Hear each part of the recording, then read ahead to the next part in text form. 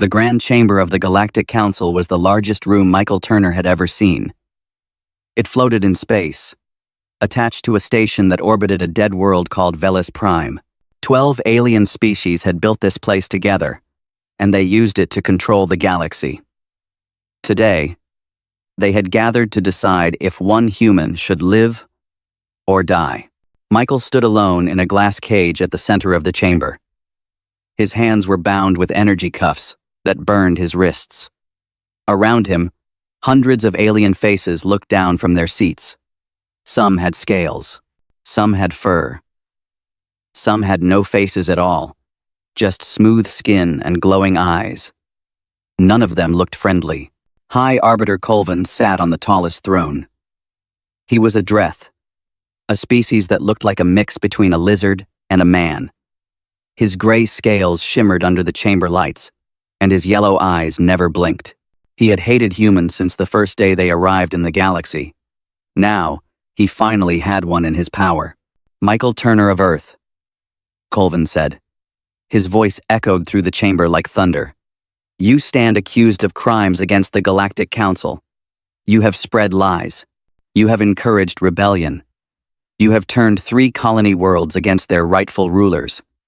How do you answer these charges?" Michael looked up at the High Arbiter. He was tired. They had kept him in a dark cell for 3 weeks, giving him little food and no water that tasted clean.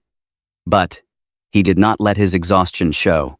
He kept his back straight and his eyes steady. "I answer with the truth," Michael said. "Those colonies were being robbed. Your council took their food, their metals, their children for labor camps. I only told them what you were doing. They chose to fight back on their own." A wave of angry murmurs passed through the chamber. Colvin raised one clawed hand, and the room fell silent. "You admit to your crimes," Colvin said. "That makes this simple." Michael almost laughed. There was nothing simple about any of this. But that was the point. The Council thought humans were simple. They thought Earth was a small, weak planet full of primitive creatures who had stumbled into space by accident.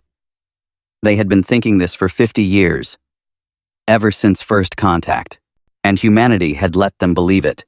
"The Council will now vote," Colvin announced. One by one, 12 lights turned red around the chamber. 12 species. 12 votes. All of them wanted him dead. Not a single voice spoke in his defense. No one asked for mercy. Also be. God. Also be. Also be. No one questioned if this was fair. Michael watched the lights and felt his heart beat faster. This was the moment. Everything depended on what happened next. "The vote is complete," Colvin said. He could not hide his pleasure. His thin lips pulled back to show rows of sharp teeth. "Michael Turner, you are sentenced to death. The execution will take place immediately. May your species learn from your failure." Colvin reached for a ceremonial seal on his throne. It was an ancient thing, made of black metal and covered in symbols. When he pressed it, the death warrant would become official, legal, permanent. His claw touched the seal, and then every screen in the chamber turned white. For a moment, nothing happened. The aliens looked around in confusion. Some stood from their seats. Others called for guards. Colvin froze with his claw still on the seal, his yellow eyes wide. Then a face appeared on every screen. A human face. A woman with black hair pulled back tight, wearing a military uniform that no one in the chamber recognized. Her eyes were dark and calm, and she was smiling. "High Arbiter Colvin," the woman said. "Members of the Galactic Council. My name is Admiral Yuna Kang, of the United Earth Navy. You do not know me, but you will." Colvin's scales turned pale. "This is impossible. Humans do not have a navy. You have nothing but trade ships and old shuttles." Admiral Kang's smile grew wider. "That is what we wanted you to believe." Michael felt his chest swell with pride. He had never met the Admiral in person. He had only seen her photograph once, in a secret briefing room buried deep beneath the surface of Earth. But he knew her voice. He had memorized it. And now, the whole galaxy was about to hear it too. You have just signed a death warrant for a human citizen without legal representation, Admiral Kang continued. That is a violation of your own galactic charter. Article 7. Section 12. You have given us legal grounds to respond. And we will respond. The chamber erupted into chaos. Aliens were shouting, running, calling for weapons. Guards poured through the doors with rifles raised, but they had no target to shoot. The Admiral was not in the room. She could have been anywhere in the galaxy. Where is she? Colvin screamed. Find the source of this signal. But his technicians only shook their heads. They could not trace it. They could not stop it. For the first time in his long life, High Arbiter Colvin looked afraid. Admiral Kang leaned closer to the screen. Her smile faded. Her eyes turned cold. For 50 years, you have treated humanity like animals, she said. You took our resources. You insulted our ambassadors. You laughed at us in this very chamber. We let you. We smiled and nodded, and played the role of the weak newcomers.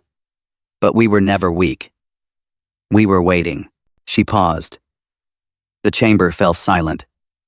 Every alien, every guard, every council member stood frozen, watching the screens. Michael Turner is not just a diplomat, Admiral Kang said. He is a soldier, a hero, and he is bait. Michael looked up at the screens and grinned. You just made your last mistake, Admiral Kang said. The transmission ended. The screens went dark, and then the alarms began to scream. Colvin turned to look at Michael through the glass cage. The human was still smiling. He was still calm. He looked like a man who had already won. What have you done? Colvin whispered. Michael met his eyes without fear. I woke up the dragon, he said. And now it is hungry. 6 months before the trial, Michael Turner walked through a door that did not exist on any map. The entrance was hidden beneath an old warehouse in Busan, a city on the southern coast of Korea. From the outside, the building looked abandoned. Broken windows, rusted walls, weeds growing through the concrete.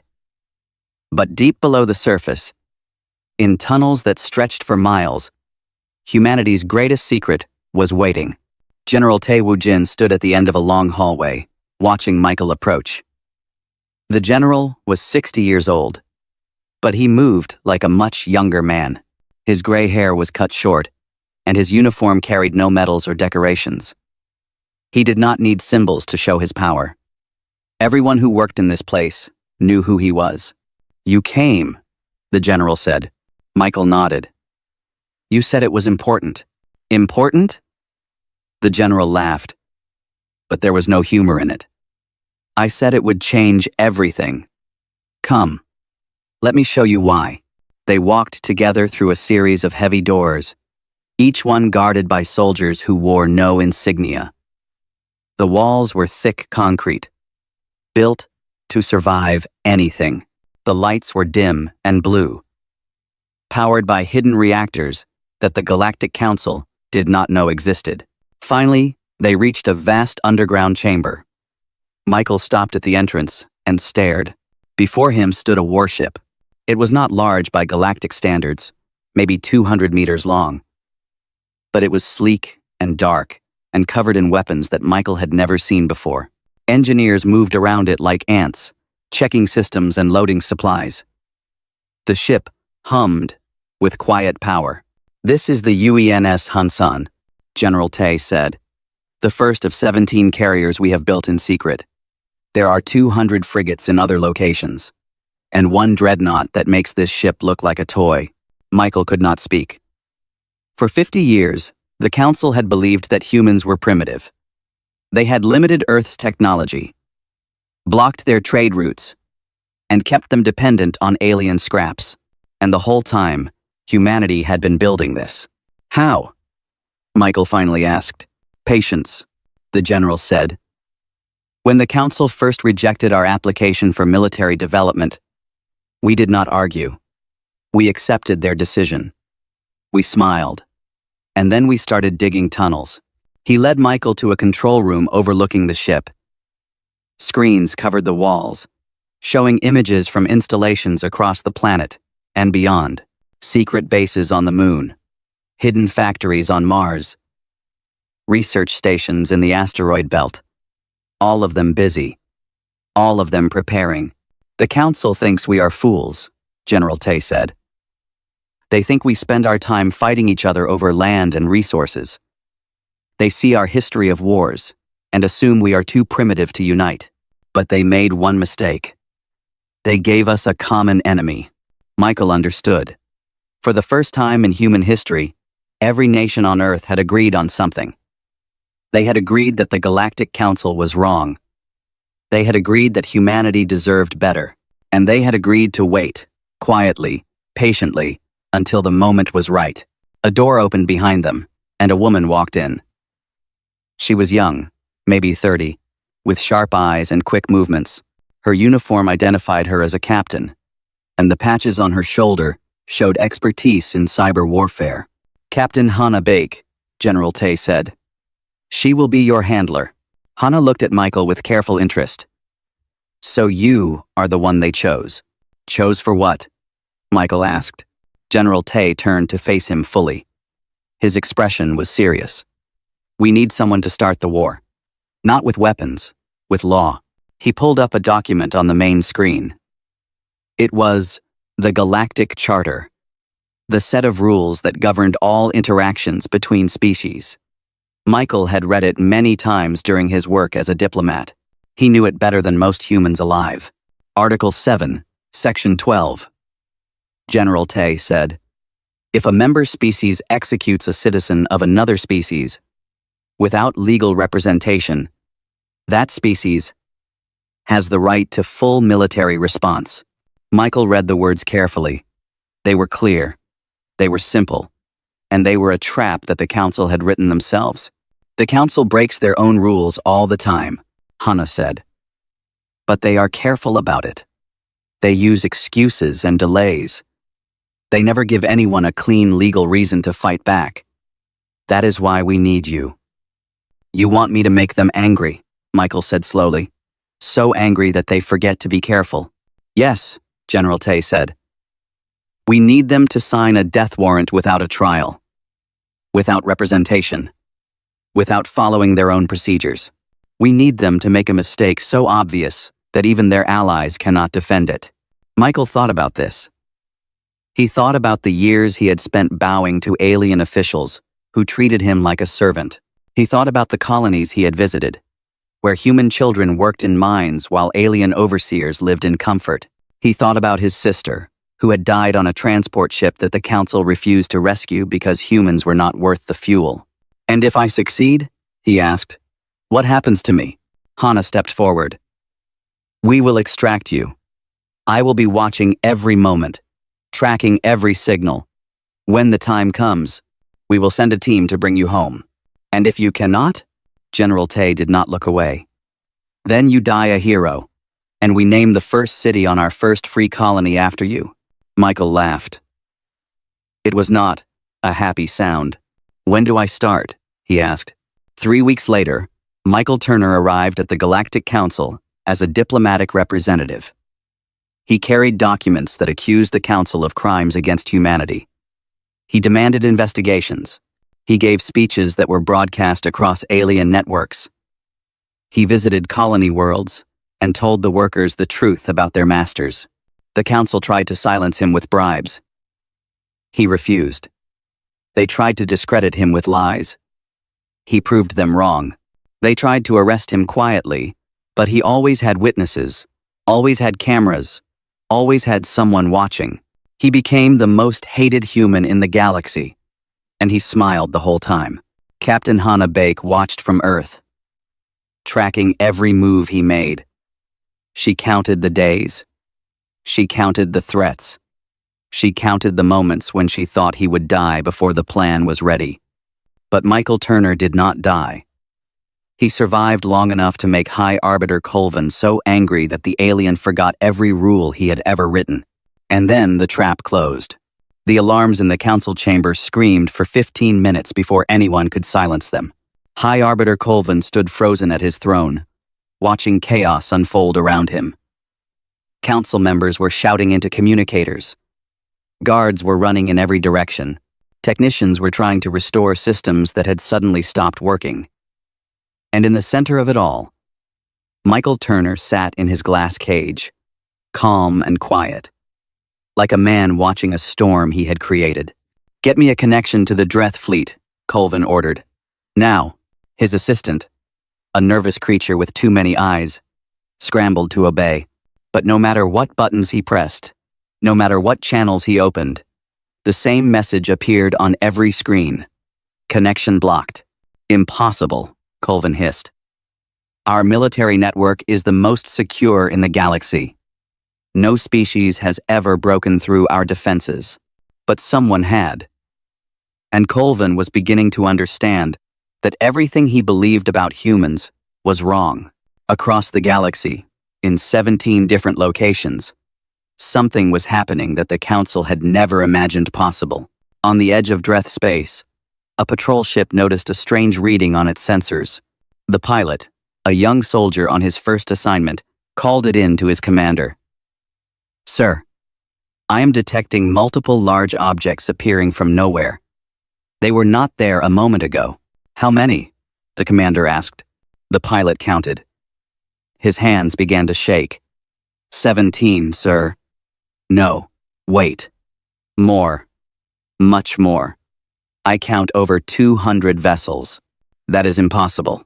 Scan again." But the pilot did not need to scan again. The ships were visible through his window now. Dark and sleek, covered in weapons, moving in perfect formation. And on the side of each one, painted in bright white letters, were words he had never seen on a warship before. United Earth Navy. The commander grabbed his communicator. "High Command, this is Patrol 7. We are under attack." "Repeat. We are under attack. Human warships have appeared in our territory." "They are." The transmission cut off. The patrol ship's systems went dark. It hung in space, like a dead thing, unable to move, unable to fight, unable to call for help. This scene repeated across the galaxy. Dreth ships lost power. Council defense platforms went offline. Communication satellites fell silent. In less than 1 hour, the most powerful military alliance in known space was completely blind. Lieutenant Jin Dae-ho sat in a small room on Earth, watching the chaos unfold on his screens. He was the one who had made it happen. For 12 years, he had worked undercover as a translator for the Council, traveling to their worlds, visiting their ships, learning their systems. They had never suspected him. Why would they? He was just a human. Humans were too stupid to understand alien technology, but Jin Dae-ho understood it perfectly. He had mapped every weakness, copied every code, and waited for the signal to use them. Now, as he watched the Dreth fleet fail to launch, he allowed himself a small smile. "Phase 1 complete," he reported. "They are deaf and blind. The fleet can move." Admiral Yuna Kang received the report on the bridge of the UENS Hansan, the massive dreadnought that served as the flagship of Earth's hidden navy. The ship was 3 kilometers long, armed with weapons that human scientists had developed in secret over 5 decades. It had never been seen by alien eyes. Until today. "All vessels. This is Admiral Kang," she announced through the fleet-wide channel. "Begin Operation Wake-Up Call. Primary target is the Council Station at Velis Prime. Secondary objectives are the Dreth military installations in Sectors 7 through 12. Weapons free. 200 ships moved as one." They had trained for this moment in simulations. In deep space where no one was watching. In the endless darkness between stars. Every captain knew the plan. Every crew knew their role. And every human aboard carried the same fire in their heart. The memory of 50 years of insults, exploitation, and abuse. Today, the galaxy would learn the truth about humanity. On the Council Station, Michael Turner watched the chaos from his glass cage. Guards were abandoning their posts. Council members were fleeing to escape pods. Even Colvin had left his throne, rushing to some bunker where he thought he would be safe. But Michael was not alone for long. The wall of the chamber exploded inward. Through the smoke and debris, a figure emerged. She was small but moved with deadly speed, wearing black armor that seemed to absorb light. In her hands, she carried weapons that hummed with energy. Sergeant Nari O had arrived. She walked through the chaos like it was not there. Guards who tried to stop her fell in seconds. She did not slow down, did not hesitate, did not show any fear. When she reached Michael's cage, she pressed her hand against the glass. "Stand back," she said. Michael stepped away. Nari placed a small device on the glass and turned her head. The device beeped once, and the cage shattered into a million pieces. Michael stepped through the opening, brushing glass from his shoulders. His wrists were still bound, but Nari solved that problem with a quick slice of her blade. The energy cuffs fell to the floor. "Took you long enough," Michael said. Nari looked at him with calm eyes. "We had to wait for them to sign the warrant. You know that." "I know. I just like complaining." She almost smiled. "Save it for the debrief. We need to move." They ran through the station together, following a path that Nari had memorized from stolen blueprints. Behind them, the sounds of battle grew louder. Human strike teams were boarding the station from multiple entry points, securing critical areas and capturing council members who had been too slow to escape. When they reached the landing bay, a shuttle was waiting for them. The pilot was a young man named Kyung Ho, barely 20 years old, who had never flown a combat mission before, but he held the controls steady and kept his voice calm. "Welcome aboard, sir," he said to Michael. "Admiral Kang sends her regards." Michael strapped into his seat as the shuttle lifted off. Through the window, he could see the council station surrounded by human warships. Escape pods were being captured. Defense systems were being dismantled. The symbol of galactic power for 1,000 years was falling in a single night. "How long until we reach the Hansan?" Michael asked. 20 minutes, Kyung Ho replied. "The Admiral wants to see you immediately." Michael nodded and leaned back in his seat. His body ached. His mind was tired. But for the first time in months, he felt something he had almost forgotten. Hope. The dragon was awake. The galaxy would never be the same. 3 days after the attack on the council station, the galaxy was falling apart. High Arbiter Colvin had escaped to a Dreth military bunker on his homeworld. From there, he was sending messages to every species in the council, demanding they join forces against humanity. His words were full of anger and fear. He called humans monsters. He called them a disease that needed to be burned out before it spread. He promised that any species who helped him would be rewarded when the war was won, but not everyone was listening. The Villani were the first to break from the council. They were a peaceful species, known for their art and their gardens. They had never liked the council's methods, but they had been too afraid to speak. Now, watching human ships control the skies above Velis Prime, they found their courage. "We will not fight this war," the Villani ambassador announced in a public broadcast. The council brought this upon themselves. They broke their own laws. They treated an entire species like slaves. "Whatever happens next, we will have no part in it." The Korath followed soon after. They were warriors, proud and strong, but they respected strength in others. What they had seen from the human fleet impressed them. These were not the weak, foolish creatures the council had described. These were soldiers, real soldiers. The Korath wanted no war with such people. The sundered clans, a loose alliance of nomadic traders, simply disappeared. They packed their ships and vanished into the deep reaches of space. Far from any battle lines, they would return when the fighting was over, they said. Until then, they wished everyone luck. But 7 species remained loyal to Colvin. 7 species who had grown rich and powerful under the council's system. 7 species who feared what a galaxy without Dreth control might look like. They gathered their fleets. They pooled their weapons. They formed the Coalition of Order, with Colvin as their supreme commander. and they prepared for war. On Earth, Dr. Yunbi Cho watched these developments with careful attention. She was the chief diplomatic strategist for the human military, a woman who had spent her entire career studying alien cultures and predicting their behavior. She had known the council would fracture. She had known some species would surrender, while others would fight. What mattered now was controlling the story. "We need to release the recordings," she told Admiral Kang during a secure video call. "Every conversation, every order, every piece of evidence we have collected over 50 years. The galaxy needs to see what the council really is." Admiral Kang nodded slowly. She was standing on the bridge of the Hansan, watching her fleet patrol the captured council station. "Do it. But be careful how you present it. We want them to see the truth, not propaganda." "I understand," Yunbi said. "The truth is powerful enough." Within hours, a massive data package was broadcast across every communication network in the galaxy. It contained recordings of council meetings, where members laughed about human suffering. It contained documents showing how much money the Dreth had made by exploiting human colonies. It contained videos of council soldiers destroying human settlements for minor rule violations. But most damning of all was the recording of Michael Turner's trial. The galaxy watched as 12 species voted to kill a man who had been given no lawyer, no chance to defend himself, no fair hearing of any kind.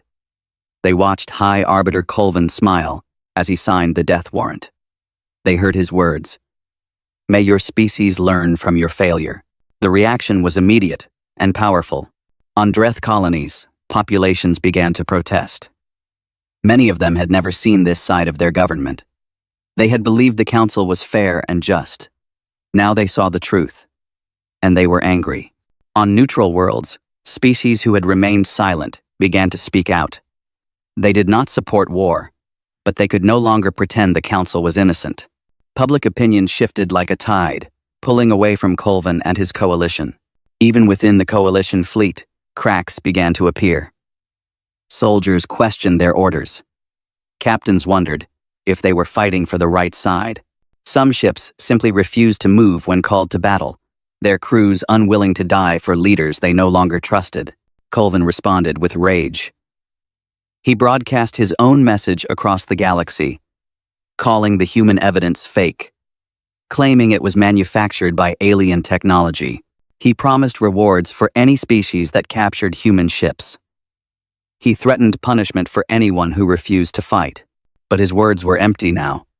Too many people had seen the truth. Too many minds had changed. Admiral Kang received reports of the coalition's problems with grim satisfaction.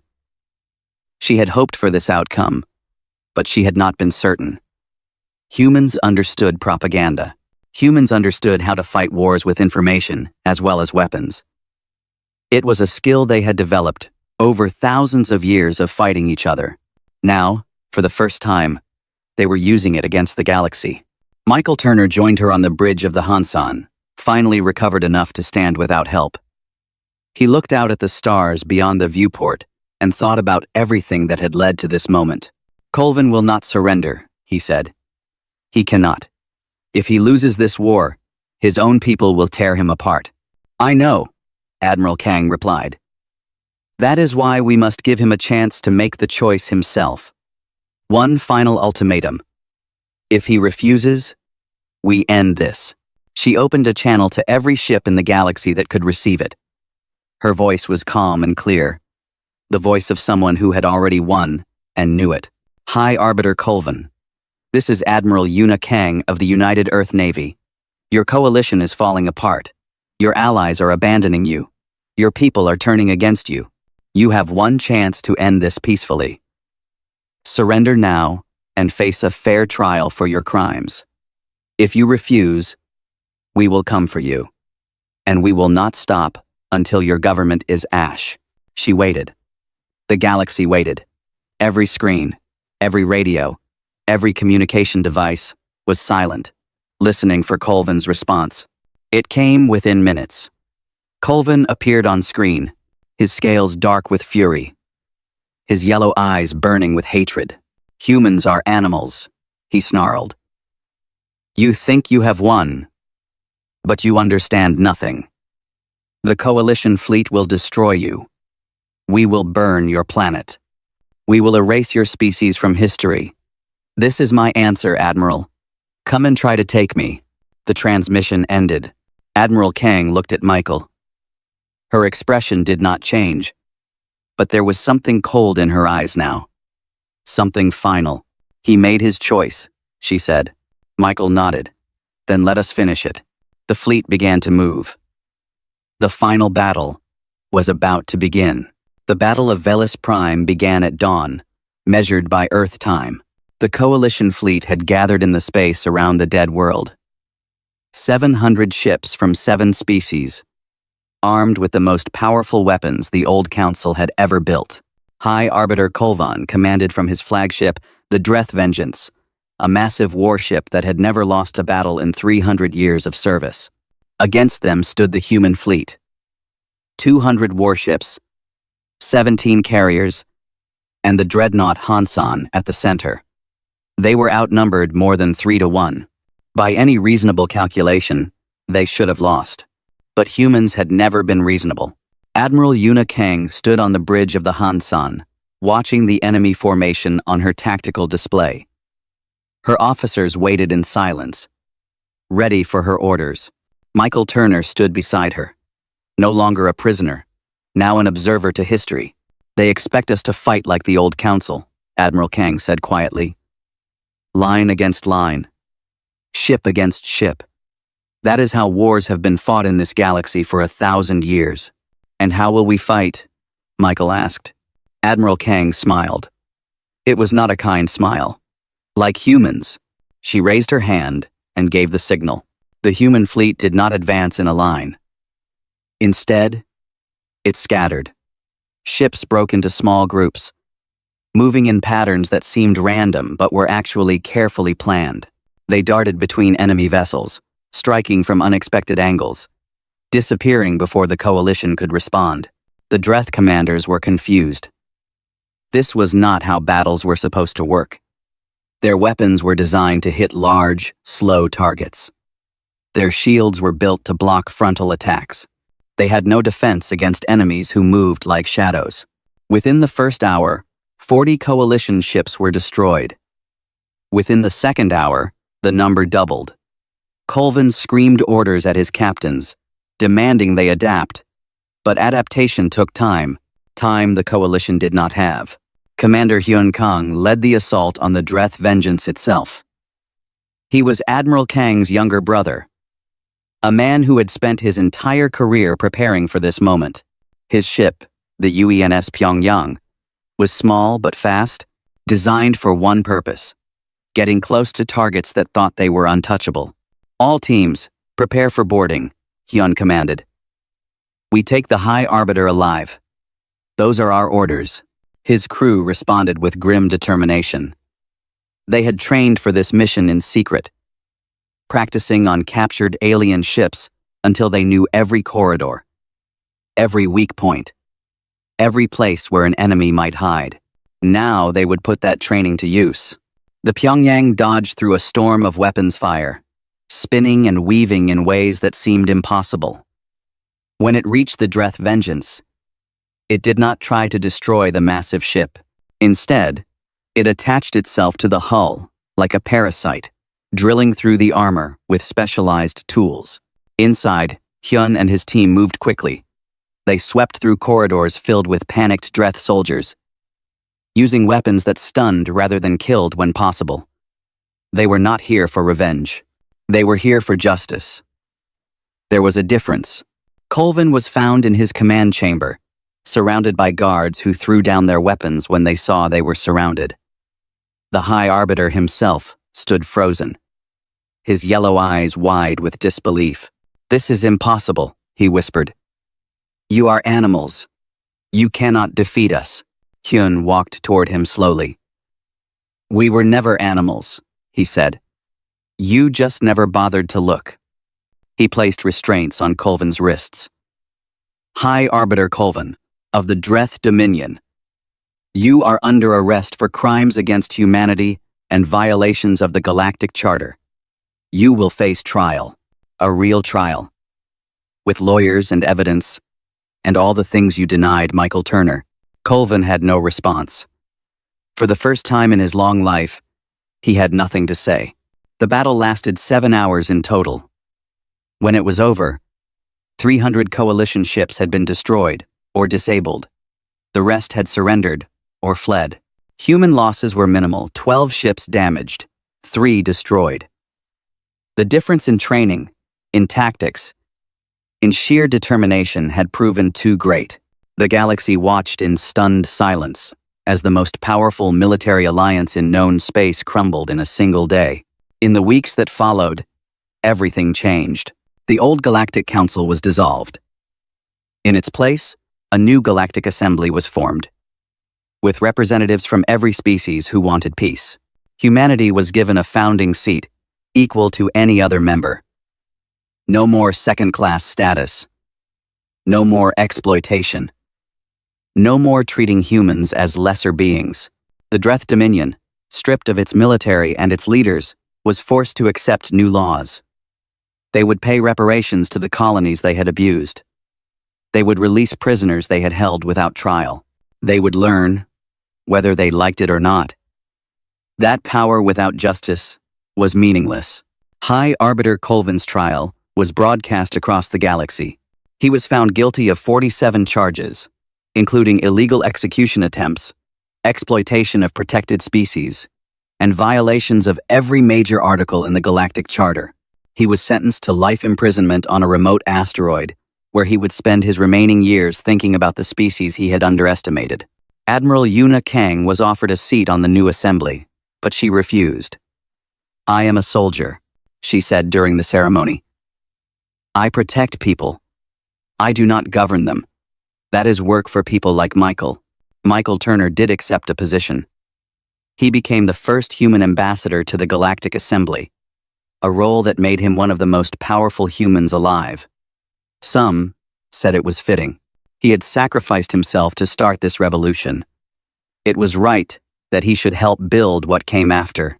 His first address to the assembly was broadcast across every world in known space. He stood at the podium, looking out at representatives from dozens of species, some who had been enemies, some who had been friends, all of them watching to see what kind of leader humanity would produce. Michael spoke slowly, carefully, choosing each word with precision. 50 years ago, humanity reached the stars. We came in peace. We came with open hands and curious minds.